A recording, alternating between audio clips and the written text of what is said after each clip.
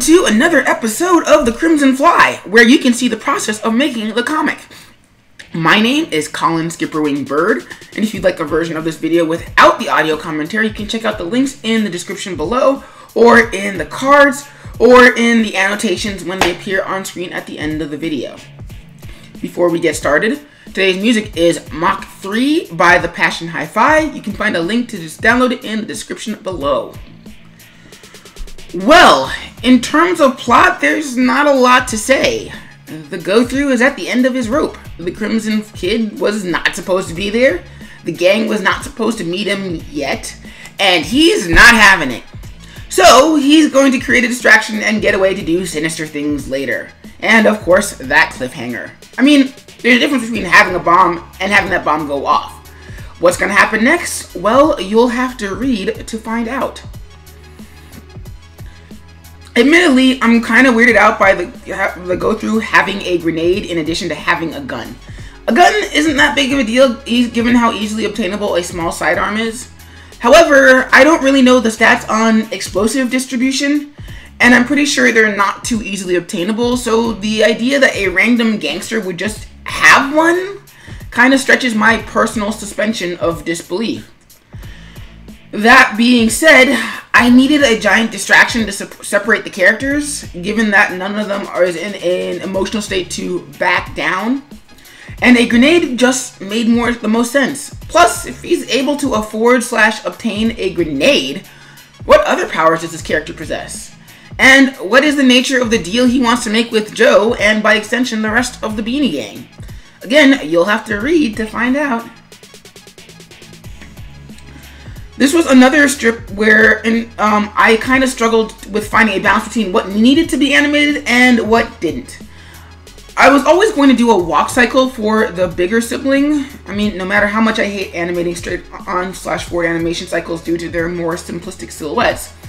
But I wasn't sure if anything else needed it. I toyed with the idea of having the Go-Thru pull out his grenade, but having that motion be the reveal of the fourth panel, but I ultimately decided against it. It's too simple of an action, and can just as easily be revealed by the motion of the panel, rather than actually pulling it out. That being said, the camera move working the way it did make me feel way better than it probably should have. Part of that has to do with the hand still fitting the perspective before and after the camera move. No idea how that happened, but I'm really glad that still worked. Thank heavens for small miracles, right? On a miscellaneous note, you may have noticed a tiny crimson fly rocking out in the corner.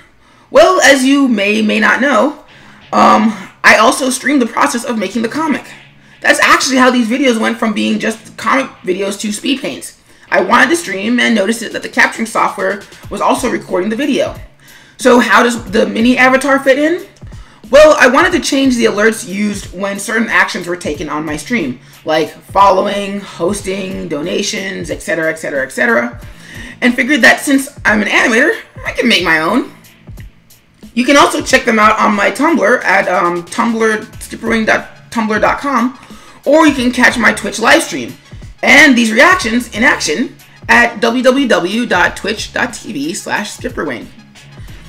My dedicated streaming days are Mondays, Wednesdays, and Fridays, with impromptu streams the rest of the week at 6 o'clock p.m. Eastern Standard Time. See you there!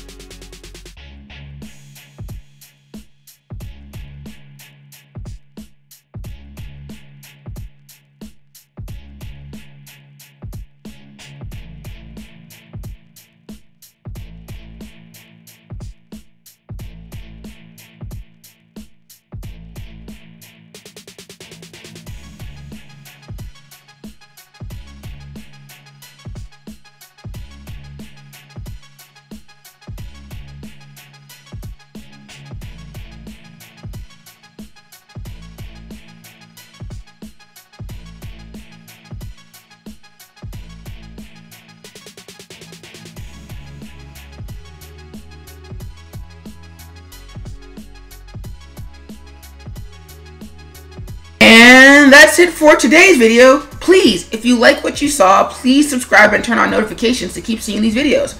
Also, don't forget to check out this video in its original interactive format, or check out my Twitch channel to catch me working on them and other art. This is Colin SkipperWing Bird signing out, and I'll catch you peeps later!